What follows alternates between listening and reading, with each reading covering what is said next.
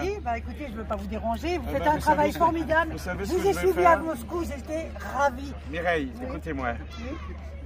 Alors, on va jouer un jeu de rôle. Ouais. Vous n'allez rien dire. Oui. Alors, je vais me faire passer comme dans la réalité. Oui. Il y a longtemps, je l'ai bien connu personnellement, pour Charles Aznavour et Mireille Mathieu, et qui lui a chanté une vie d'amour que l'on s'était juré et que le temps a désarticulé jour après jour. Elle est magnifique cette chanson.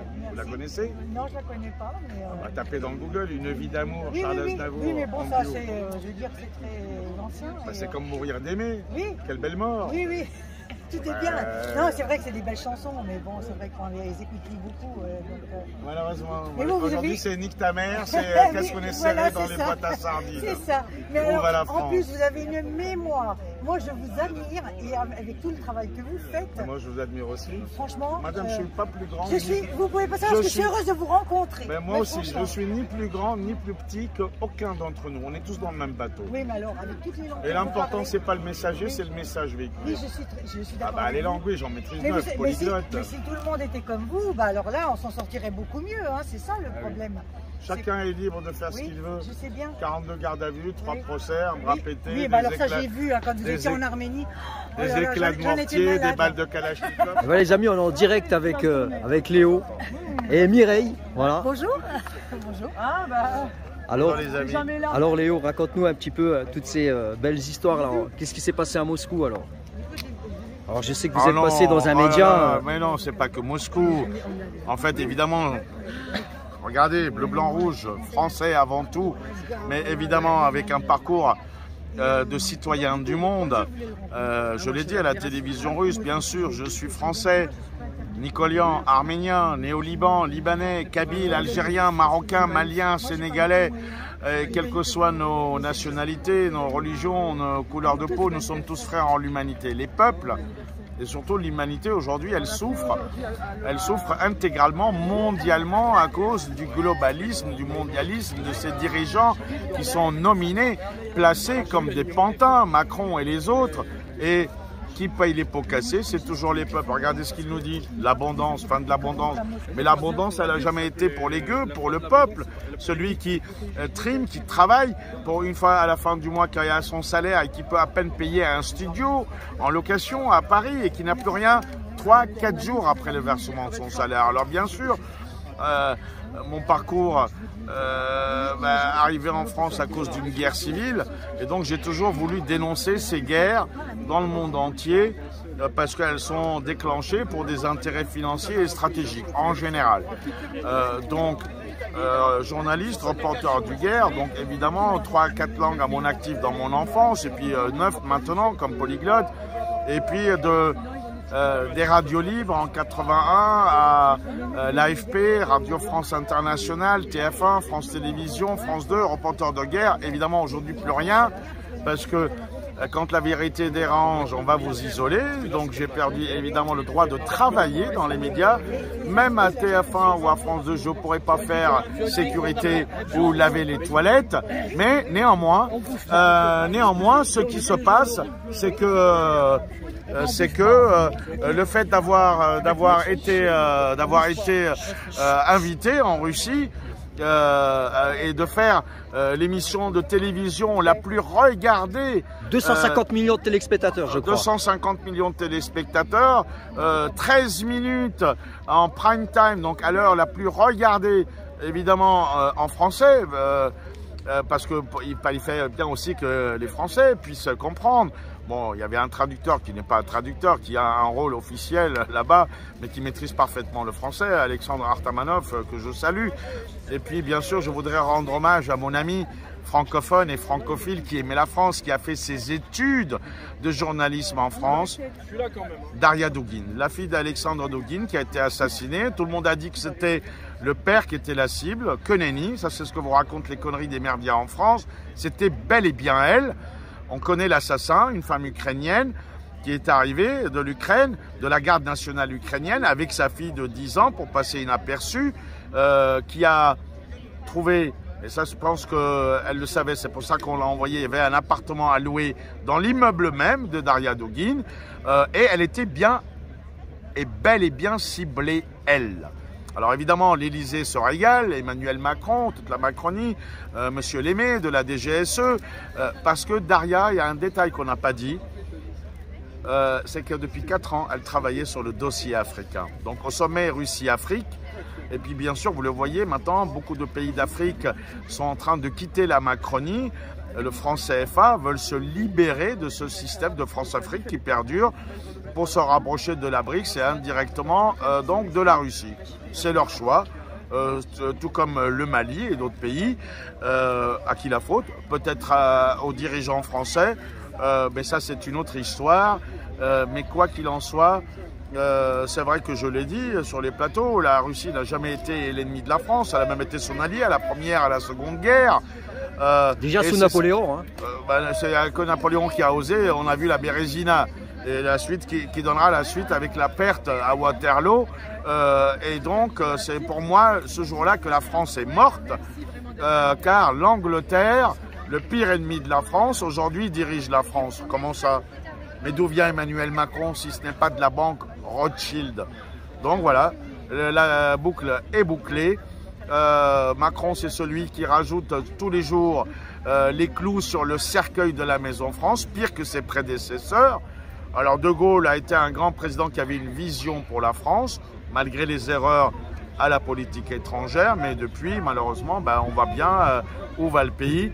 L'abondance, on va nous mettre au pain sec et à l'eau. Pendant ce temps-là, la République en marche se transforme en renaissance. Tu parles d'une renaissance, on se croirait en Italie au XIVe siècle, mais le pire de tout, ça me rappelle le Front National qui est devenu Rassemblement National. Voilà, donc ce n'est que de la com, c'est toujours le même cartel, c'est toujours serrer la ceinture. Et je me demande bien si bientôt il ne va pas nous affamer, car Aristote, il y a des milliers d'années, avait bien dit, pour qu'un dictateur reste en place, il faut qu'il affame son peuple. Ainsi, le peuple n'aura qu'une seule idée et qu'une seule chose en tête, matin, midi et soir: que vais-je manger ce soir?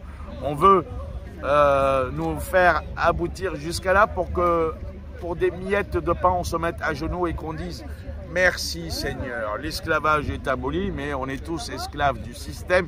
Il suffit de voir la survie du smicard aujourd'hui en France et il ose parler d'abondance.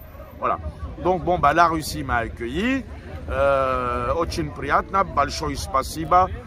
Et les Russes aiment la France et les Français, tout comme les Français aiment la Russie et la France. Mais là, lorsque un certain Emmanuel Macron, avec les impôts qu'on paye, nous vole de l'argent de notre poche sans même nous demander notre avis, êtes-vous d'accord? Et qu'il envoie des milliards d'armes à l'Ukraine, qu'est-ce que j'en ai à cirer de la guerre en Ukraine, moi en tant que Français? De toute façon, tout ça c'était orchestré depuis 2014. Il suffit de refaire l'histoire. Mikoyan, Khrouchtchev, l'Ukrainien contre Kennedy, les missiles de Cuba, on a évité la 3e guerre mondiale et un accord a été fait. Tu ne viens pas chez moi, je ne viens pas chez toi. 81, Gorbatchev, on lui a dit, t'inquiète pas, l'Union soviétique est en train de s'effondrer, on ne viendra pas dans votre sphère d'influence. On a trahi la parole donnée, l'Occident, les Américains n'ont été que des menteurs. Regardez ce qui s'est passé en Géorgie, et là, que l'Ukraine, dans le giron slave de la Russie, la sœur jumelle qui est à côté, alors si c'est l'OTAN, les missiles de l'OTAN seront à quelques mètres de Moscou, et je trouve que j'aurais été à la place de Poutine, j'aurais fait exactement la même chose. Quand tu as ta maison, quand tu as un jardin et que le cambrioleur arrive et que tu lui dis ne t'approche pas,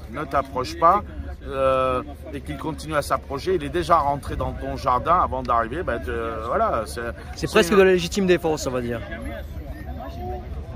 Toute guerre est condamnable parce qu'il y a toujours des morts, des civils, bien sûr, qui en pâtissent. Mais au lieu de critiquer une guerre, il faut en connaître les tenants, les aboutissants, qui la provoquent et dans quel but.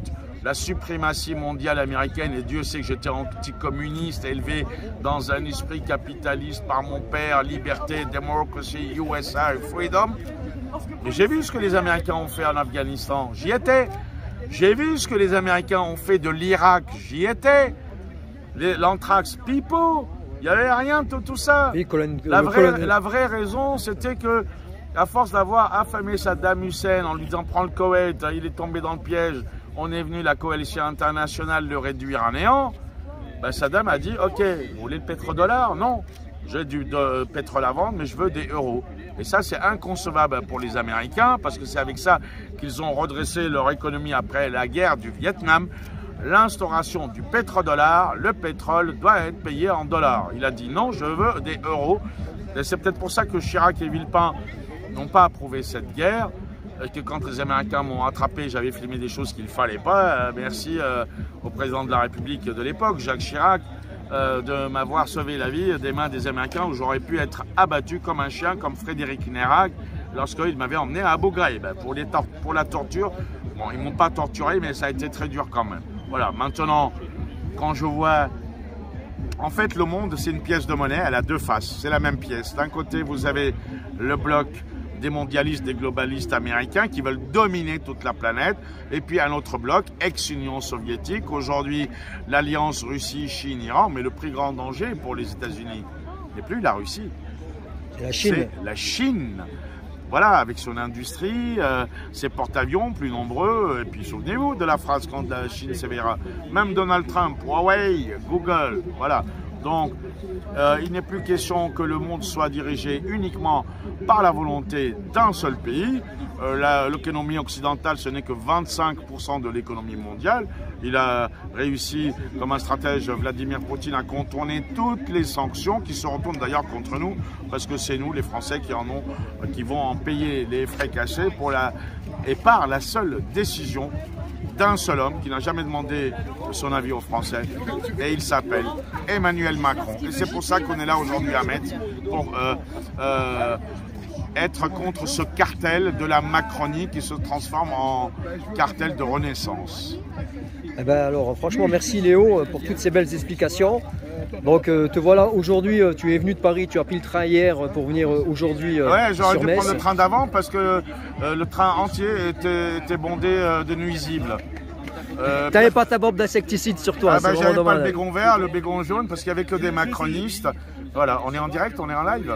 Non, on n'est pas en live, mais c'est enregistré. Ah bah c'est merveilleux. Tant Merci, mieux, les je trouve amis. ça en Full HD et je vais pouvoir la diffuser sur toutes les plateformes. Voilà, bah tu m'en enverras un lien. Voilà, Léo Nicolian, ni plus grand, ni plus petit que n'importe lequel d'entre vous. On est tous dans le même bateau, malgré le bras pété. Il n'y a plus d'os, hein, c'est que du métal, machin.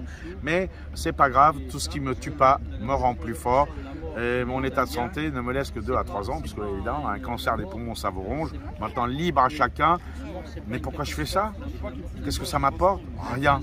À part la ruine, à part la part du boulot, à part le RSA, qu'on m'a même supprimé parce que j'étais 3 mois à l'étranger, à part les huissiers, pour 189 contraventions non payées à 135 € pour non-port. Du quoi? De la muselière. Enfin, ils appellent ça un masque dans les transports en commun pour le Covid. D'ailleurs, je me demande quelle variante on va avoir. Mais, quoi qu'il en soit, chacun est libre, soit de se soumettre, soit de résister. Et voilà, le messager n'a aucune importance, c'est le message qui est véhiculé. Mais encore faut-il que les Français soient là. Mais je constate malheureusement que les Français ne sont ni réveillés, ni éveillés, qu'ils écoutent ce qu'on leur dit dans leurs médias et qu'ils ont le cerveau lobotomisé. Et voilà. En tout cas, merci de prendre position, merci de dire la vérité parce que c'est un combat, la vérité. Et je vois que tu es bien informé. Comme ils disent les Américains, the truth must be told. Mais en France, toutes les vérités ne sont pas bonnes à dire. Si, elles sont bonnes à dire et elles doivent être dites. Ce qu'on vous montre sur la table, c'est une chose. Moi, je regarde ce qu'il y a sous la nappe et sous la table. Et croyez-moi, quand on vous dit regardez là, c'est surtout là-bas que ça se passe et vice-versa. Toutes ces guerres actuelles et tous ces conflits, c'est dû aux hydrocarbures. Bien, regardez, Macron est en Algérie pour aller mendier du gaz. Mais il y a l'Azerbaïdjan, il y a le Kazakhstan Et nous, on est en train d'acheter du gaz russe, il faut le savoir, qui passe par Bakou, qui passe par d'autres liens, de l'essence à la Chine, mais c'est de l'essence russe. Enfin, c'est du n'importe quoi. Voilà, et malheureusement, c'est qui en pâtit? Eh ben, c'est nous les consommateurs, c'est nous les citoyens. Là, actuellement, là, dans le journal d'aujourd'hui, ils ont montré comme quoi le prix du kilowattheure, il est en train de flamber. On s'apprête à arriver en hiver là bientôt, et les prix du gaz et l'électricité. Est-il vraiment en train de flamber ou sont-ils en train de le faire flamber? Parce qu'il y a des alternatives. Il y a de l'électricité qui arrive de Libye à cause du soleil. Là-bas, il y a des centrales par des câbles sous-marins, mais on nous cache tout. Il y a des gens qui vont se faire des milliards. Les pénuries sur certains produits alimentaires n'existent pas. C'est volontairement fait par les grandes centrales d'achat. On grimpe artificiellement sous forme de pénurie. Mais tout est là. Tout est présent. Je ne pouvais pas imaginer que, dis donc, le lait en poudre, alors qu'en France est un des plus grands producteurs de lait en poudre, allait tellement grimper. Je vois la valse des étiquettes. C'est, regardez bien, vérifiez les produits au supermarché. C'est chaque semaine 2 centimes, 3 centimes, 4 centimes, c'est rien. Mais sur des millions de produits, et chaque semaine, faites le calcul, ils sont dans l'abondance, pendant que nous, on va nous amener à la famine organisé pour être mieux soumis et à genoux. Merci Léo. Merci à toi. On est en direct avec Léo, lui qui se bat. Voilà.